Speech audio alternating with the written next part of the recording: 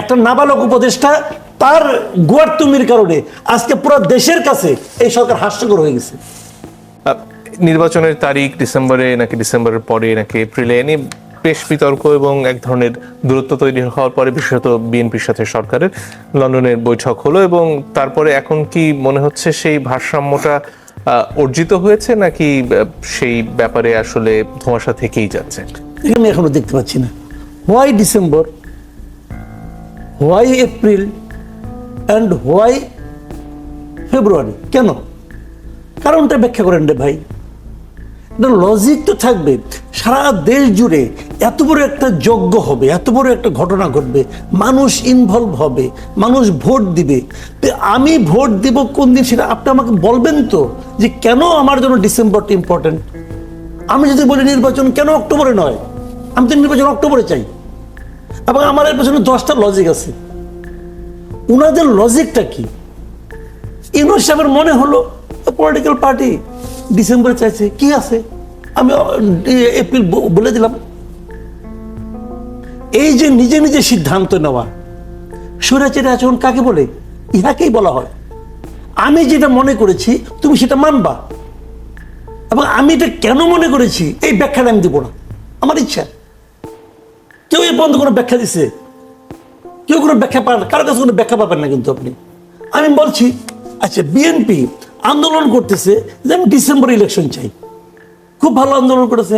আমি ধরে নিয়েছি বিএনপি একটা এত গণমানুষের দল, তারা যখন ডিসেম্বর চেয়েছে নিশ্চয়ই তারা জনগণের মতামত দিছে, ডিসেম্বর চাইছে, অথবা জনগণের পালস তারা অনুভব করতে পেরেছে। কারণ সারা দেশে তার তো দল আছে, সারা দেশে তার নেতা কর্মী আছে, তা তাদের কাছ থেকে হয়তো শুনছে, শুনে বুঝছে না দেশের মানুষ এখন ডিসেম্বরে চায়। তো আপনি ডিসেম্বর থেকে যে 2 মাস পিছাইলেন কেন? কারণটা ব্যাখ্যা করেন না ভাই। যে আমি ডিসেম্বর চেয়েছিলাম, ওটা ভালো হলো না, অতএব আমি ফেব্রুয়ারিতে যাব। আপনি ডিসেম্বর থেকে ফেব্রুয়ারিতে যাওয়ার পিছনে কি সুবিধা এটা জাতির? আপনার কি সুবিধা আমার জানার কোনো আগ্রহ নাই। আপনি তো ভাই জনগণের উপর ডিপেন্ড করতেছেন। জনগণ যদি কালকে আপনাকে ত্যাগ করে, আপনি কিন্তু নোবডি। শেখ হাসিনা টের পাইছে। শেখ হাসিনার উদাহরণ আপনাদের ওটা মাথায় রাখা উচিত। জনগণকে ত্যাগ করতে কোনো সমস্যা নাই। আমার জন্য বিএনপি অপরিহার্য না, বিএনপির জন্য আমি পাবলিক অপরিহার্য। এই জিনিসটা মাথায় রাখতে হবে।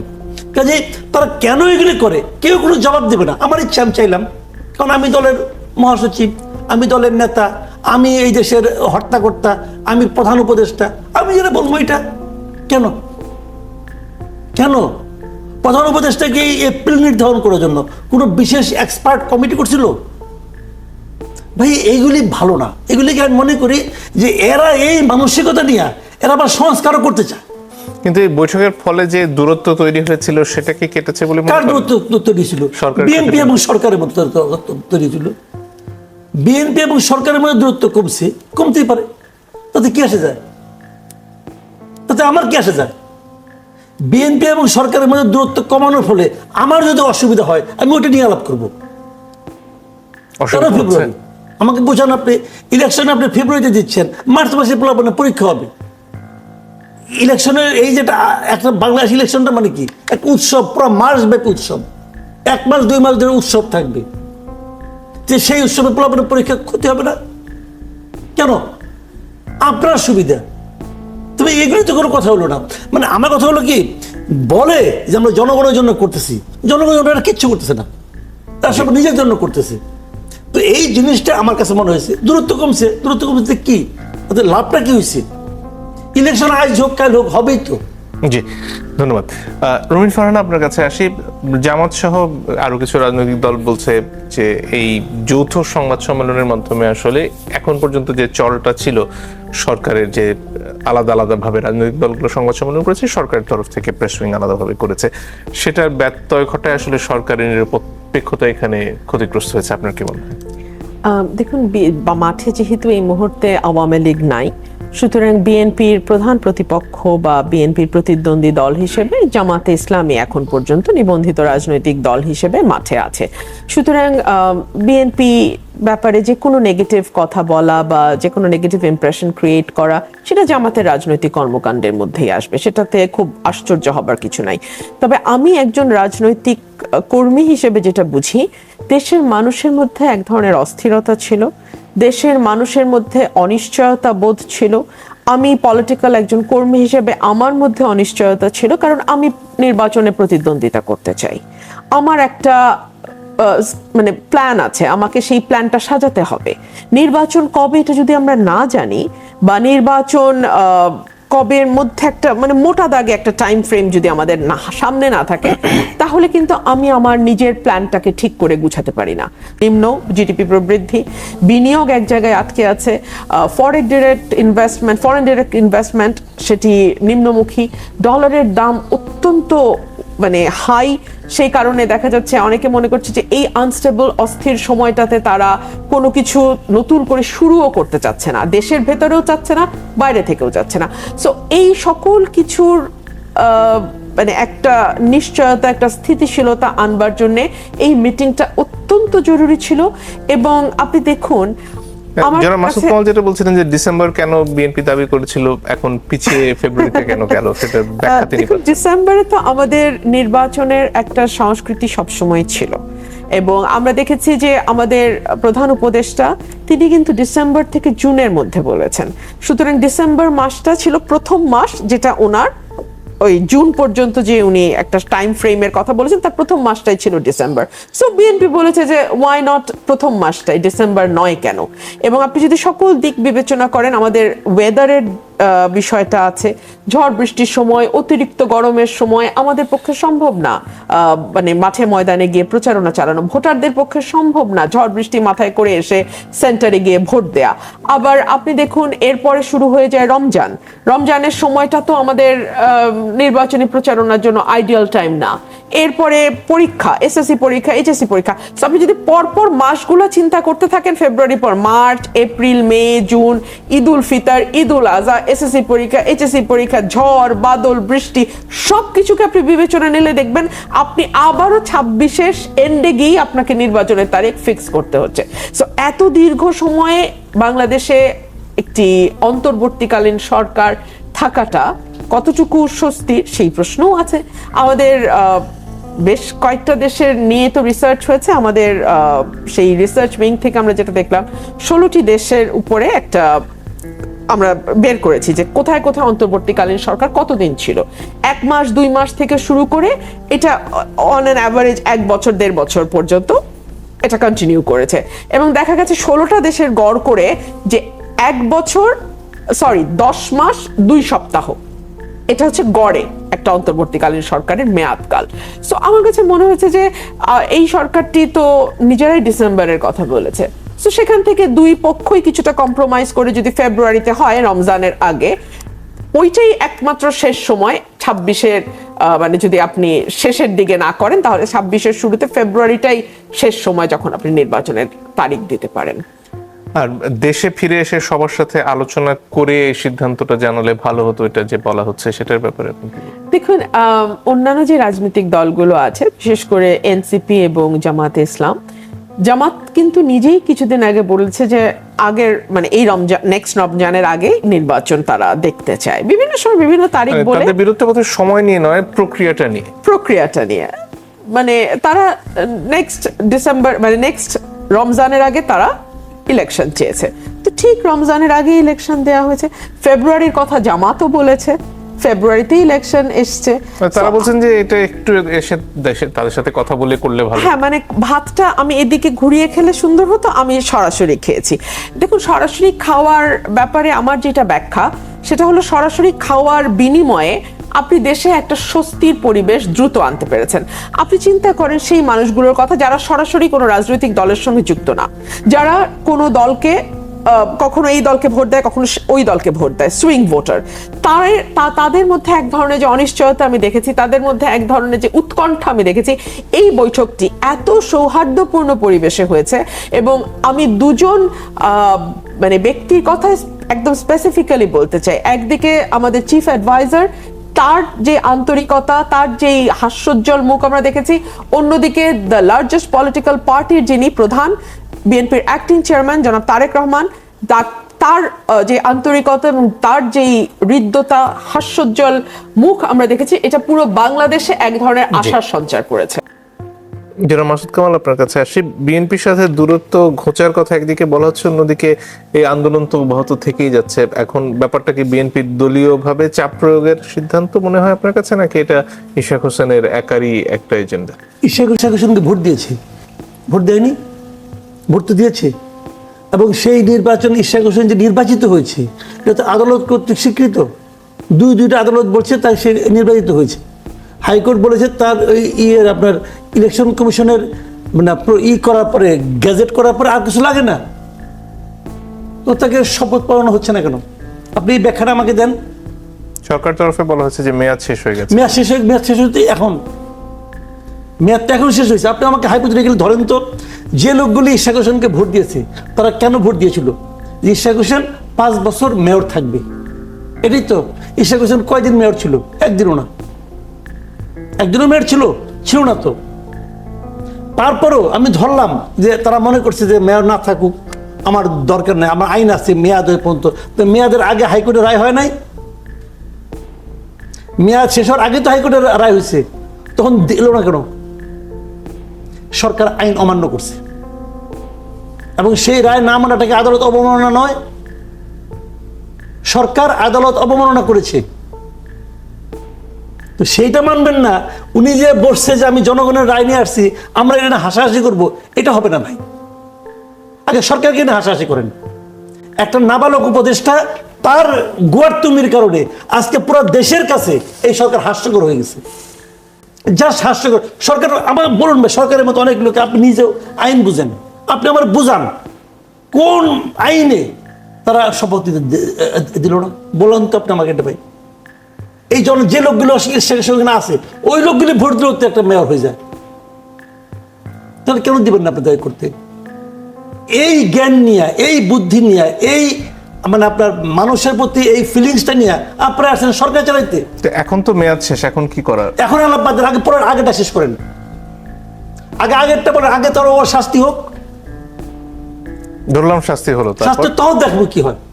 মানে তখন কি এখন ইশাক হোসেন যা করছেন সেটা? আমি মনে করি ইশাক হোসেনকে 5 বছরের জন্য মেয়র রাখা উচিত।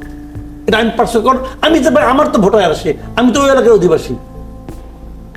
আমার এলাকায় যারা ভোট দিয়েছে ইশাক হোসেনকে, তারা থেকে 5 বছরের জন্য ভোট দিয়েছে। আচ্ছা, ইশাক হোসেনের এই মামলায় জিতলো কোন? আপনাদের সব জানেন কি কারণে জিতলো। মানে পয়েন্টটা কি ছিল? পয়েন্টটা ছিল যে তাপস সাহেব তার আপনার সংসদ সদস্যের পদত্যাগ না করে মেয়রের জন্য সে মনোনয়ন দিছে, তার মনোনয়নই অবৈধ।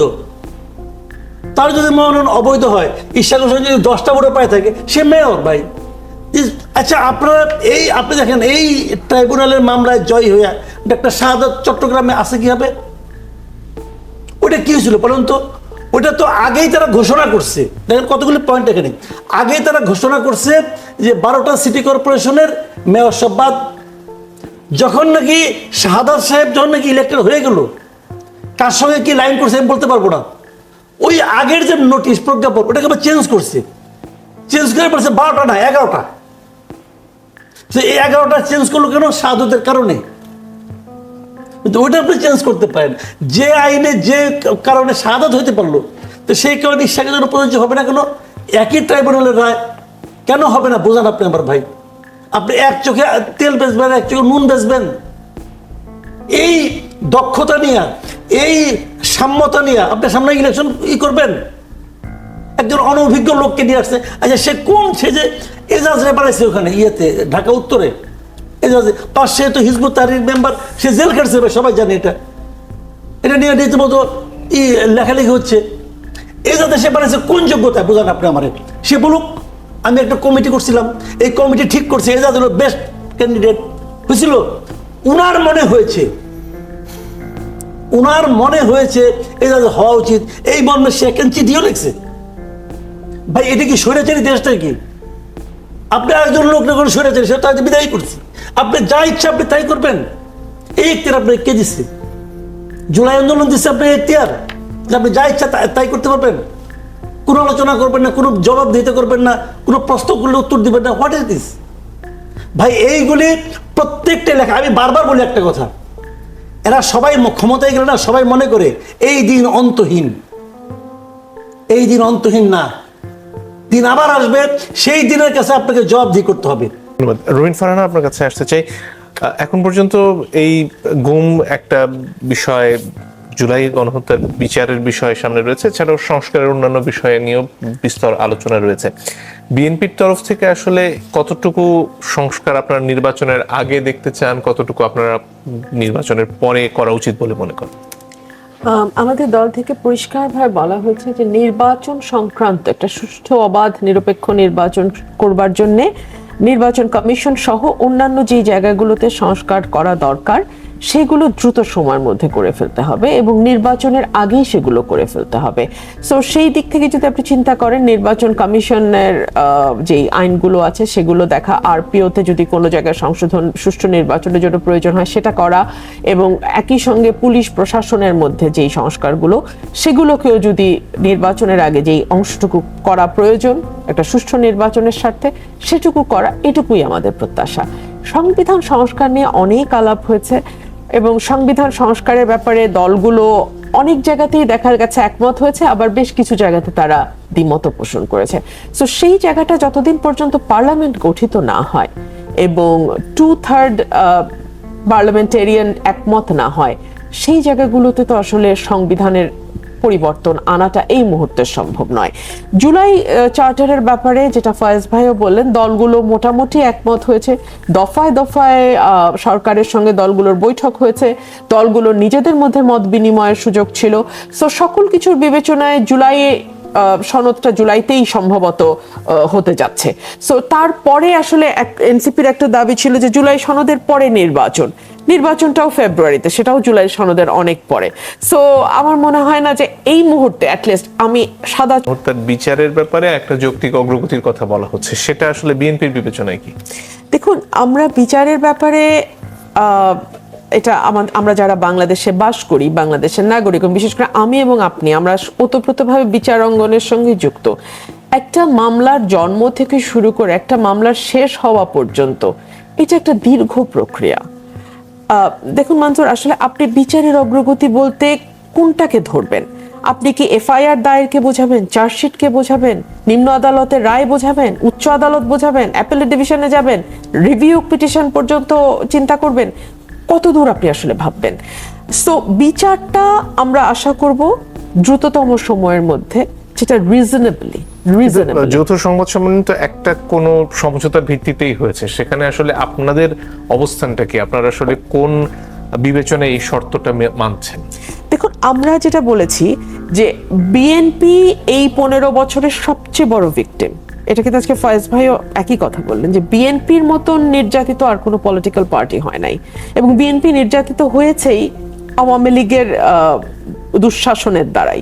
বিএনপির চেয়ারপারসন, বিএনপির অ্যাক্টিং চেয়ারম্যান, মহাসচিব, একেবারে তৃণমূলের যেই ওয়ার্ড কমিটির যেই সদস্য, একই রকম অবস্থায় প্রত্যেককে ফেলা হয়ে যায়। সো বিচারের ব্যাপারে আমার মনে হয় বিএনপির চেয়ে বেশি সক্রিয় আর কারো পক্ষে হওয়া সম্ভব না।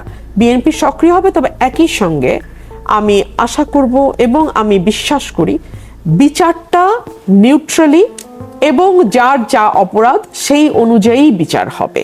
আমরা যেমন মানে এই সরকারের মানে আওয়ামী লীগের পতনের পর গণহারে হত্যা মামলা হতে দেখেছি, আমরা দেখেছি আইনজীবীদের অনেক সময় বাধা দেওয়া হয়েছে মামলা লড়তে। এই বিষয়গুলো না দিন শেষে আওয়ামী লীগকেই শক্তিশালী করবে, দিন শেষে আওয়ামী লীগের মামলাগুলোকেই জনগণের চোখে হালকা করে দিবে। সো আমার মনে হয় সরকারি যেই থাকুক, যেই আসুক, তারা বিষয়গুলো বিবেচনায় নিয়েই যাতে একটা ফেয়ার ট্রায়াল হয়। আওয়ামী লীগ যে অপরাধ করেছে মঞ্জুর, তাতে একটা ফেয়ার ট্রায়াল যথেষ্ট। তাদের টপ লিডারশিপ থেকে শুরু করে তাদের একেবারে কর্মী লেভেলের প্রত্যেককে বিচারের আওতায় আনবার জন্য, এটার জন্য তাদের মানে ম্যাস পিপলের কাছে কোন রকম সিম্প্যাথি তারা পায়, এইরকম ঘটনা না ঘটালেও আমার মনে হয় ভালো হয়। এর পাশাপাশি আগে যে 3টি নির্বাচন নিয়ে তদন্তের কথা বলা হচ্ছে, সেটার ব্যাপারে আপনি কি ভাবছেন? গত যে 3টি 14, 18 এবং 24-এর নির্বাচন, এই 3টি নির্বাচনে নির্বাচন কমিশনে যারা ছিল তারা হচ্ছে প্রাইম রেসপন্সিবল। তাদেরকে প্রত্যেককে, নির্বাচন কমিশনের 5 জন করে কমিশনার সহ যারা নির্বাচন প্রক্রিয়ার সঙ্গে যুক্ত, প্রত্যেককে বিচারের আওতায় আনা উচিত। একই সঙ্গে সেই সময় যারা মাঠ পর্যায়ে দায়িত্ব পালন করেছে, সেটা ওসি থেকে শুরু করে ইউনো থেকে শুরু করে যারা মাঠ পর্যায়ে এই 3টা নির্বাচনে দায়িত্ব পালন করছে, তাদেরকেও বিচারের আওতায় আনা উচিত। এবং last but not the least, আমরা অবাক হয়ে দেখেছি আমাদের বিচার বিভাগ, আমি তাদেরকে বিচারের আওতায় আনতে হবে এটা আমি বলছি না, বাট আমি জাস্ট মনে করিয়ে দিচ্ছি যে বিচার বিভাগ 3টা নির্বাচন এরকম হয়ে গেল, সুমোটো একটা রুল ইস্যু হলো না কোনো বেঞ্চ থেকে যে এই রকম কারচুপিপূর্ণ নির্বাচন হয়েছে, সরকার যেন জবাব দেয়, নির্বাচন কমিশন যেন জবাব দেয়। সুমোটো একটা রুল কি হতে পারতো না? আমি আপনার কাছে অ্যাডভাইস চাইছি Manzoor, as a lawyer, what do you think? একটা সুমোটো রুল কি আমরা পেতে পারতাম না? কিন্তু এই যে দায়িত্ব যারা নিয়েছিলেন এই নির্বাচনের সময়, সেখানে তো একেবারে প্রিজাইডিং কর্মকর্তা পর্যন্ত আছেন যারা বিভিন্ন স্কুলের শিক্ষক একদম। বা অন্যান্য ব্যাংকে চাকরি করেন। আপনি কি তাদের উপরেও একই পরিমাণ দায় দিচ্ছেন? না, তারা অর্ডারটা এক্সিকিউট করেছে, কিন্তু ওই যে আমি বলেছি অর্ডার এসছে একদম টপ থেকে, টপ এবং যারা ডিসিশন মেকিং এ ছিল তাদের কাছ থেকে। সো তাদেরকে তো, তারা তো অলরেডি হত্যা মামলার আসামি এবং তাদের নির্দেশেই এই গণহত্যা চালানো হয়েছে।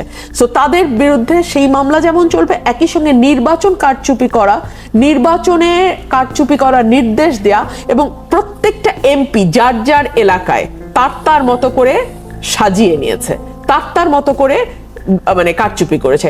সো আমার মনে হয় না যে এই 3টা নির্বাচনে যারা সরকার পক্ষ থেকে এমপি হয়েছে, সরকারি দল থেকে এমপি হয়েছে, তাদের কেউ বিচারের আওতার বাইরে থাকবে। জি, ধন্যবাদ। জনাব মাসুদ কামাল, যদি আর কিছু যোগ করার থাকে। না, ঠিকই আছে সবকিছুই। আমি রুবিন ফারহানের একটা কথা খেলে বলি, উনি যে নির্বাচনে সুমোটো রুল আশা করতেছিলেন, বিচারকরা কি এসকে সিনহার ঘটনা জানতো না? হ্যাঁ, ওই সময় কি বাস্তবতা ছিল? যেখানে চিফ জাস্টিস নামাই দেয়, এখন দেশ থেকে বের করে দেয়, সেখানে আরেকটা বিচারক এটা দেখার পরেও সে সুমোটো রুল দিবে না? ভাই, এই বাংলাদেশ তখন কি ছিল উনি জানেন না? তো এটা আশা করে লাভ নেই রে ভাই।